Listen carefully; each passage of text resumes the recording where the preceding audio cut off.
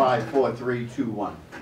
Today, I stand before you as the Minister of Education, but more importantly, the father of Layla Rabain, a P5 student who attends Elliott Primary. Some of you may ask, why is that relevant? It's relevant for me because of the decisions that affect Bermuda's education system also affect me personally and my daughter that is a part of that public school system. My family have shown the ultimate confidence in the education system by entrusting our gift, our love, and our treasure to this system. The Ministry of Education has been often criticized about not having the will to fix the problems that we see within the Bermuda public school education system. I strongly disagree with that assertion. When this government took office, we stated in our election platform that education is a priority. We meant what we promised, and we will not be deterred from facing the issues and the challenges within the entire system head on. As a parent with a child in the public school system, I have faith in this system to deliver high-quality educational experiences to our children. However, this cannot be achieved with the constant disruptions that we are experiencing lately. This is having a negative effect on all of our students and their educational experience.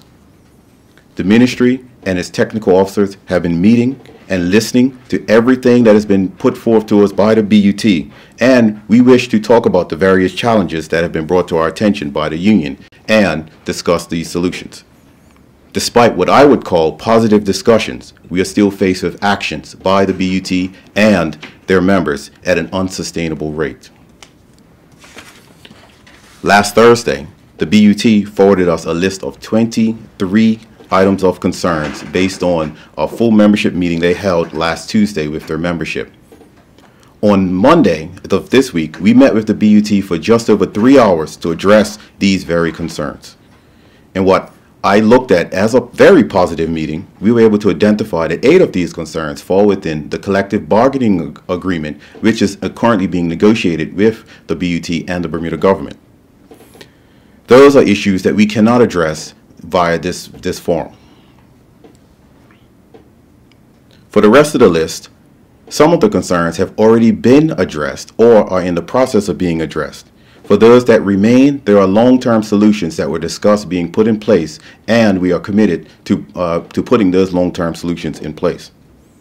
We did not get here overnight. We are committed to making the changes that are required. We will put in infrastructure and changes necessary to deliver on our program of reforming education in Bermuda. We will continue to operate in good faith with our students, with our parents, our teachers, and the BUT. We must come together to accomplish what needs to be done. Thank you. Questions? Jazzy? Good morning, Minister. Hearing about job action going on today at a number of schools across the island regarding para-educators. Just wondering what you know about that. I was briefed on that. It's been brought to our attention that the para-educators throughout our system have decided to have been instructed to call in sick today.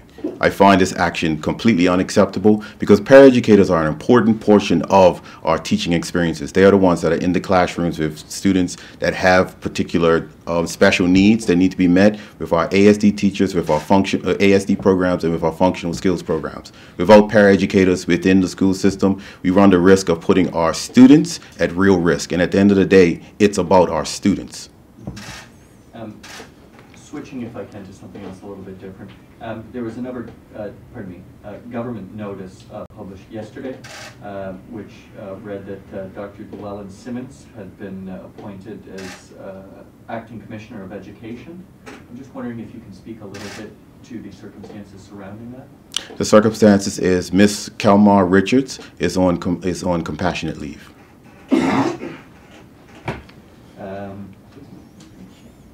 Can you just, sorry, good morning. Good morning. Would you be able to confirm just how many paraeducators have called in for today? All of them, as far as I've been made to ascertain. I cannot give you the exact number, but all of them throughout the entire school system. And Speaking on the West Pembroke Primary School situation, can you confirm whether a learning support staff member has been appointed to the school? We have met with the PTA and the teachers out at West Pembroke. Let me reiterate to the public so they are well aware. Learning support teachers are assigned based on the number of students that have been identified within that particular school that require learning support. At West Pembroke, from the records that we have currently, only 10 students have been identified as needing learning support. The ratio throughout our system is 15-1. That contradicts what the PTA sent in their release. There were 39 students in need of extra support, including paraeducator support. And as the PTA would know, that as we've discussed with them, the process for assigning paras is that students are identified by the school themselves, and then testing is put in place to ensure those students actually do need learning support. What the PTA also does know, and including the teachers, is that we've put things in place to have those students now tested, that they have identified as potentially needing learning support, and we anticipate that that testing will be completed before the end of the term. And can you clarify the 8 items that you've identified during the meeting with the BUT? The 8 items that fall under the collective bargaining agreement, these have to do with revised job descriptions for teachers, extension of prep time, whether principals, vice principals within schools are non-teaching or teaching, and things along those lines, things that are actually being negotiated within the collective bargaining agreement negotiation process now. Given that paraeducators have performed another sick out, or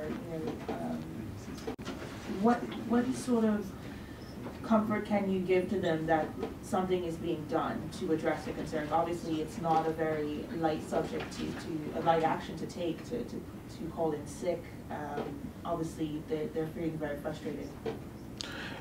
Jasmine, what we continue to do is meet with the BUT and negotiate and talk about the items that they bring to our attention.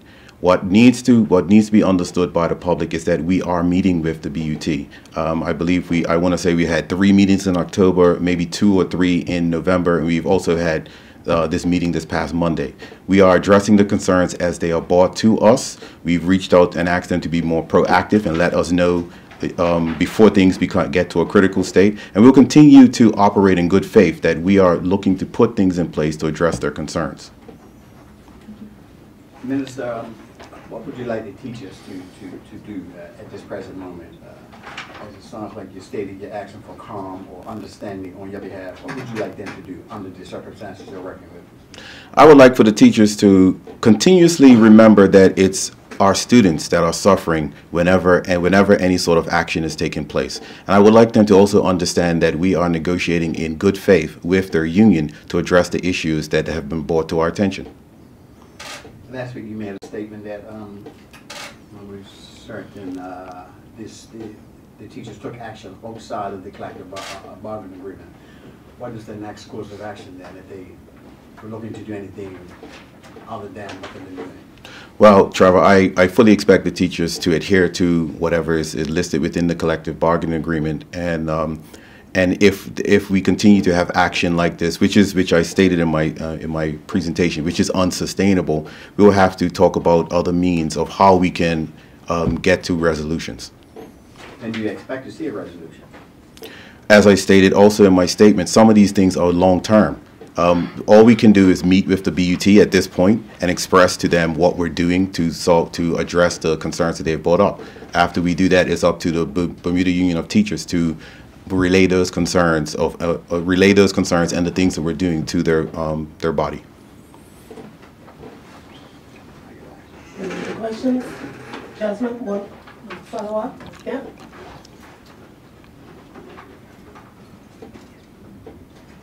Can you confirm whether students will have received their half-term report cards this term?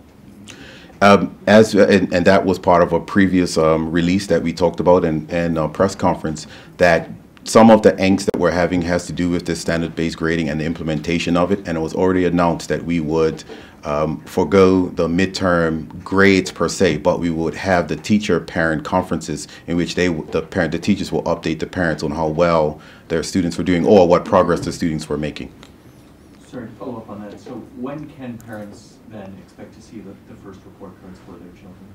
We are anxious to release the report cards. What I can announce, which we do find completely unacceptable, is that the union has advised their teachers to not enter grades into our system. This is something that we're also working on as well. It's something that we find completely unacceptable because, again, it's about ensuring an educational system that is fair and honest for our students. For teachers to be told not to enter grades into the system is a dangerous precedent that's being set, and we intend to address that as quickly as we can. Thank you, Minister. Minister, do you think these teachers are acting with industrial action quicker than, under this administration, quicker than the previous administration? Why do you think? Trevor, we can sit here and wax all day about what the previous administration did and didn't do. We all are very aware of the challenges that they have introduced into this system. They've left us with a system that has severe issues with infrastructure and funding challenges. We're talking about what we're doing to move forward, and we are committed to doing and putting the things in place that is necessary to ensure that our students have a reasonable expectation of having a positive and a positive education outcome. All right, thank you. No more questions. That concludes the press conference.